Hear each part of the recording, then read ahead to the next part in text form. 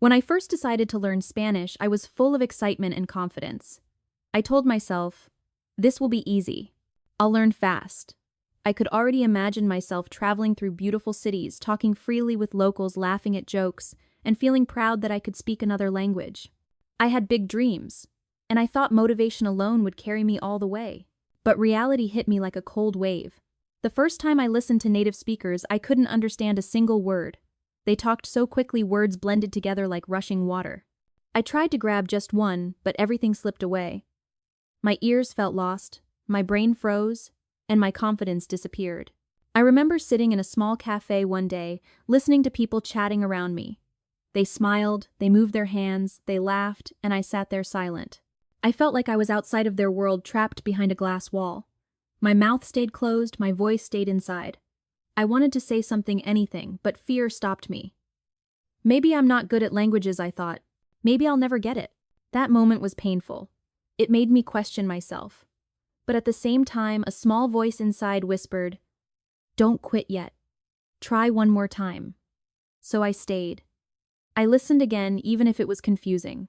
I told myself that maybe the problem wasn't me, maybe I just needed a different way to learn. That was the real beginning of my journey, not the day I said I want to learn Spanish, but the day I realized it was going to be hard and I decided to keep going anyway. Because every language learner will face that wall, the wall of frustration, fear, and doubt. What matters is whether you stop there or keep climbing. After that first shock, I needed a new plan. A simple plan. I told myself, don't try to understand everything. Just try to understand one thing. One word. One tiny piece. That's it. So I started listening with a new goal. Not to solve the whole puzzle, but to find one small piece of the picture. I listened to people talk.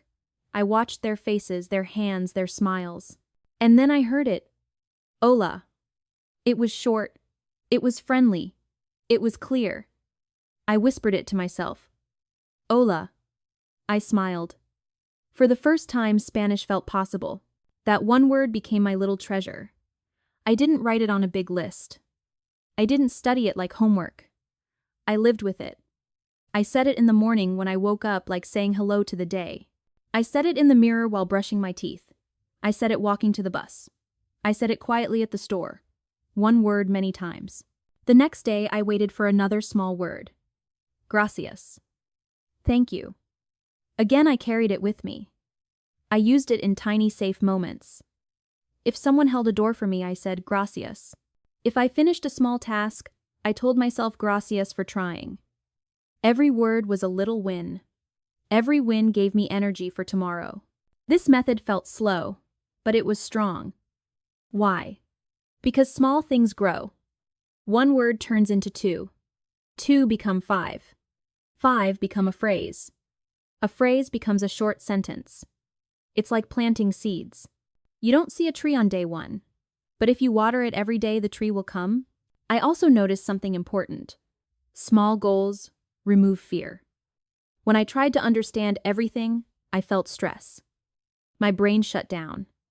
But when I aimed for one word, my brain relaxed. It felt like a game I could actually win. I wasn't drowning in fast speech anymore. I was surfing on one small wave at a time.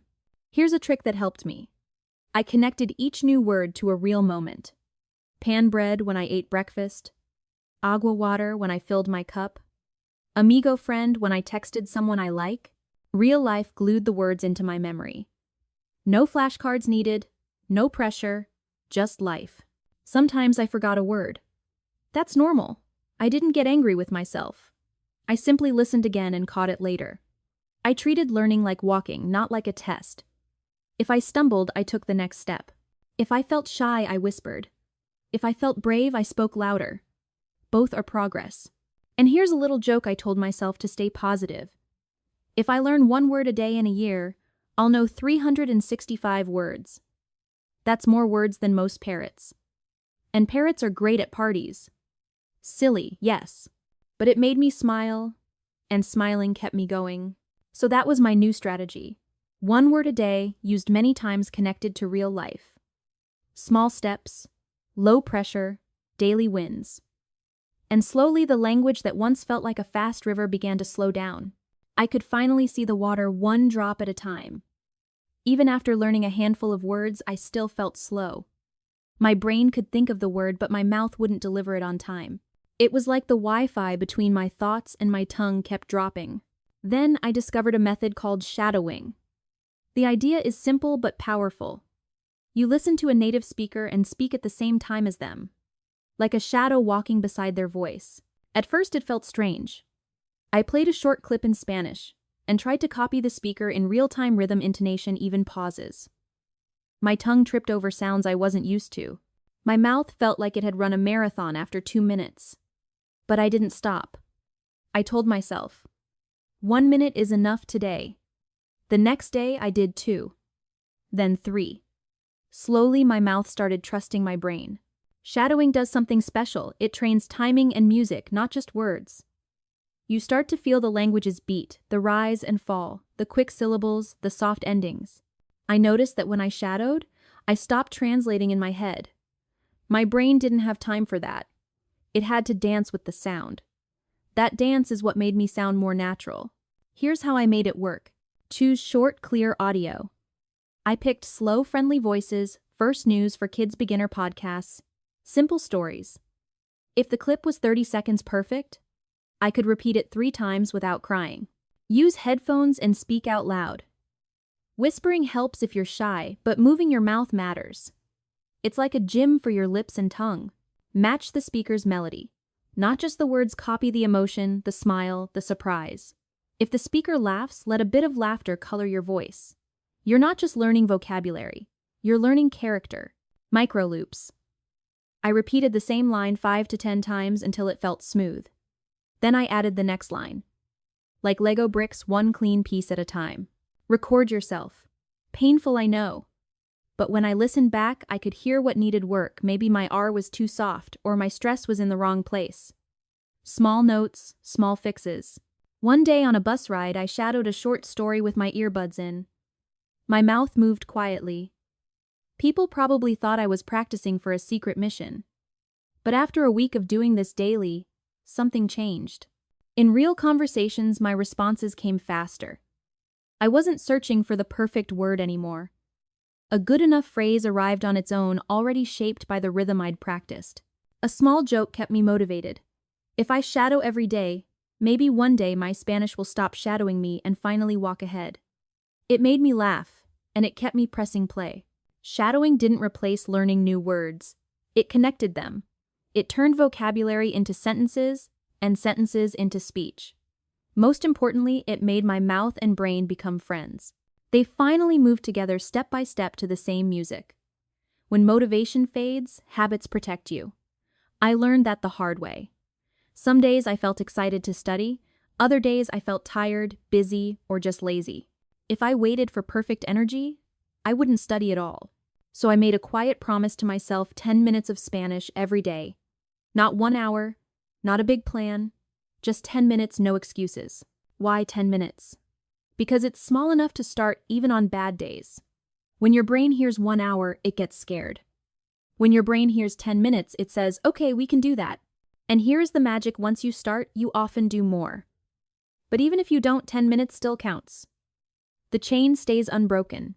I used a simple routine. Trigger. I connected Spanish to something I already do every day. Morning coffee. Press play on a short podcast. Brushing teeth at night. Shadow 2 lines. Walking to the bus, review yesterday's words. The habit piggybacks on actions that already exist. Tiny task. I set a low bar, listen to 1 short clip, shadow 1 paragraph, read 5 lines, or collect 1 new word. If I did more, great. If not, I still won. Track it. I marked a small X on a calendar for each day. Watching the chain grow made me proud. I didn't want to break it even on Sundays. Celebrate small. After finishing, I said out loud, good job.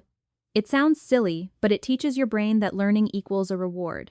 Positive emotions glue habits. What changed? After a week, I felt more comfortable hearing Spanish sounds.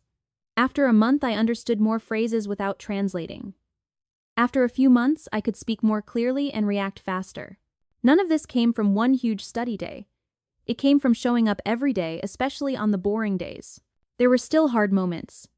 Some days, I felt stuck, like I wasn't improving. That's normal. Growth is quiet. It hides inside routines and appears later as a surprise. One afternoon, a friend asked me a question in Spanish. I answered without thinking. Smooth. Natural. It felt like finding a $20 bill in an old jacket. When did this get here? It got there during those 10-minute sessions. I also learned to be kind to myself. If I missed a day, I didn't panic. I restarted the next day. No drama. A missed day is a comma, not a period. The important part is returning. To keep it fun, I mixed my 10 minutes a song on Monday, a mini story on Tuesday, shadowing on Wednesday, a silly TikTok on Thursday, a short chat with a friend on Friday. Variety kept my brain curious, and I added tiny jokes to stay light. 10 minutes of Spanish today keeps the panic away.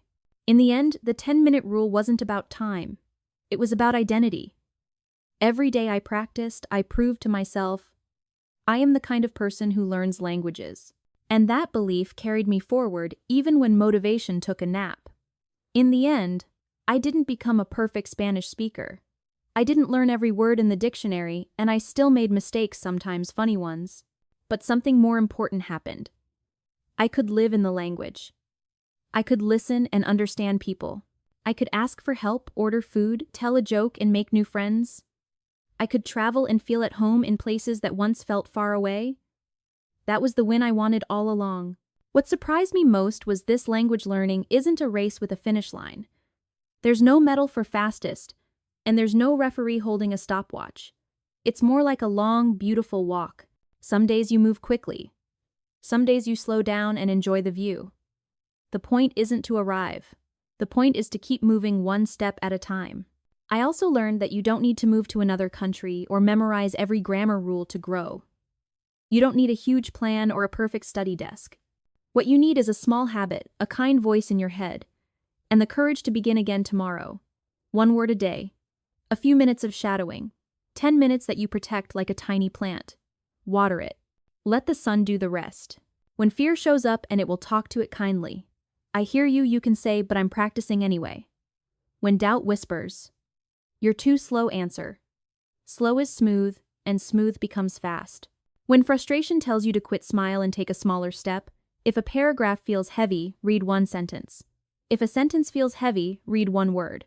Every small action is a vote for the person you're becoming. There's power in celebration, too. Celebrate the first time you understand a joke. Celebrate the first conversation that doesn't freeze your brain. Celebrate ordering coffee without panic or catching a new word in a song. These moments are not small, they are the bricks of your new identity. And please remember to enjoy the music of the language. The rhythm, the melody, the way sounds dance together.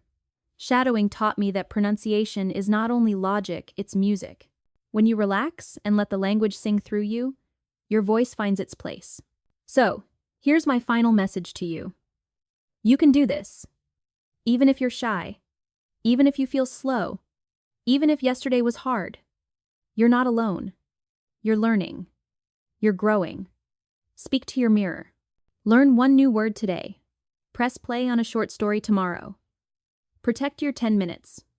Let small steps carry you forward. One day you'll look back and realize you walked farther than you ever imagined, without ever needing to run. And when that day comes, I hope you feel what I felt, not perfect but proud.